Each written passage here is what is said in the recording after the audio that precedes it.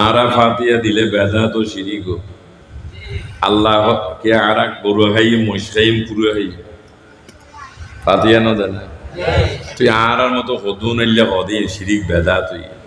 আল্লাহ হদাচ্ছে ঠিক আছে তোর ইদার হদা বাদ আইন কোরআন শুরি হইবার আগে আইন ফাতিয়া দিলাম ডন